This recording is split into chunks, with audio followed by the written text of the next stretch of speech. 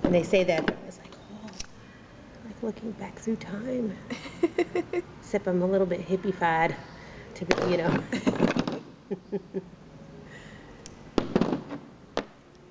I just came from an African shop.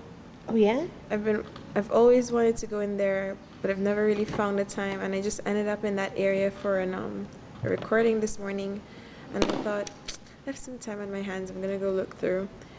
And at first I thought it was just one floor. It Yeah. ended up being two buildings. It was like a museum. Oh man. It was really cool. I wish I had time to go see that.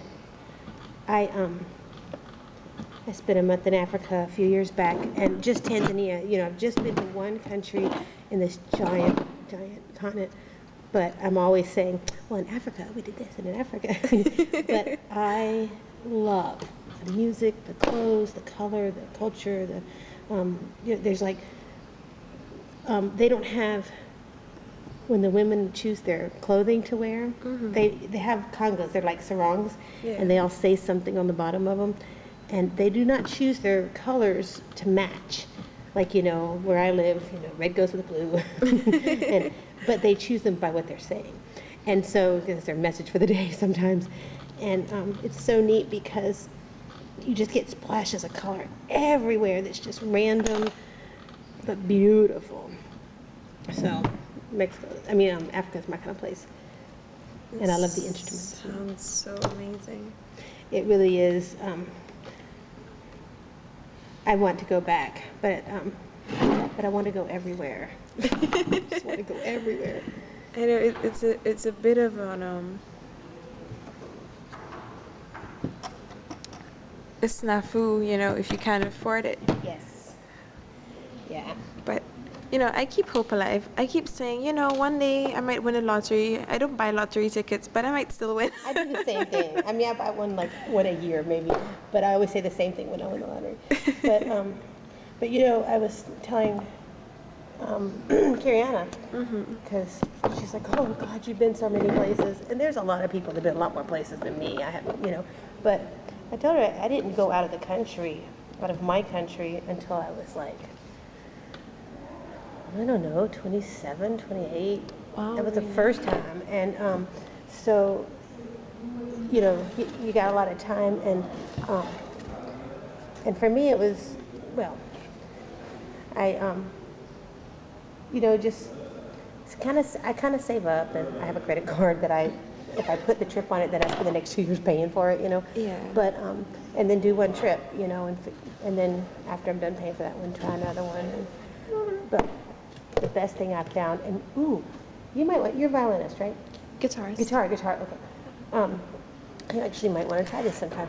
But when I like getting to go somewhere, but also do volunteer work, because the feeling of service is wonderful, and you get to be part of the community. You know, if I was here in Trinidad and Tobago going to the beach and listening to music, we wouldn't be sitting having this conversation. And this to me is much more interesting than the beach. Yeah. And so if you can find volunteer opportunities, it can be a little less expensive. You still got to pay your own way because you don't want to be a burden on the organization you're helping.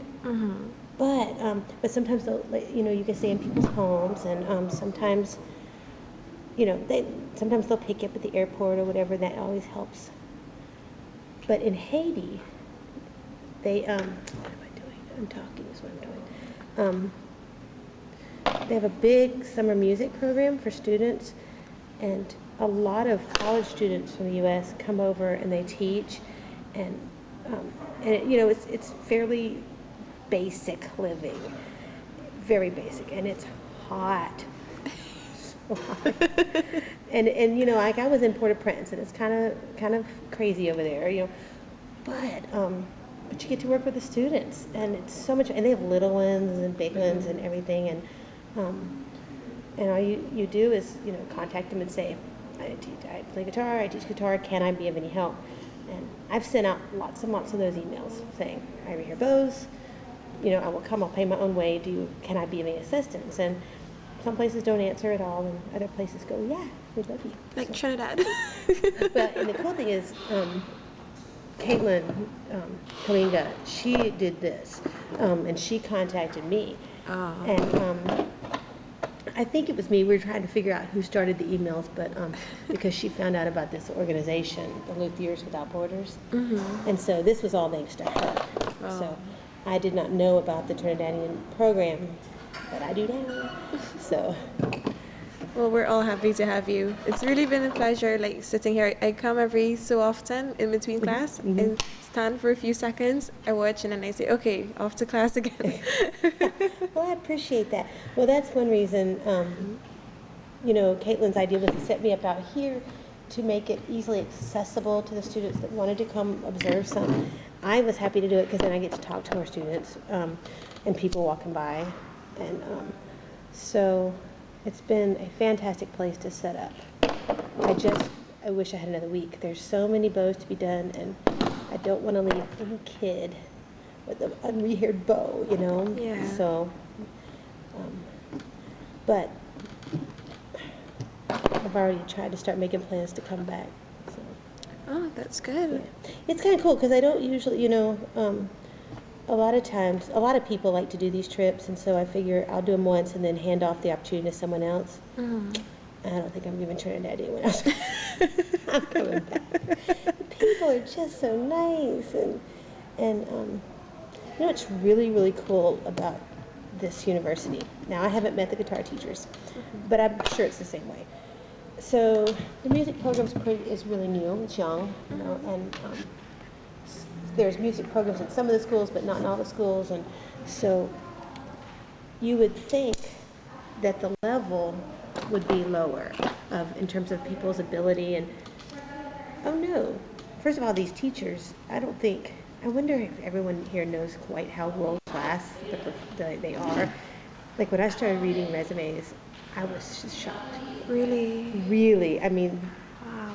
in the string faculty, you got some really crazy good qualified people. It's amazing. And then when I hear the students playing and stuff, I just think,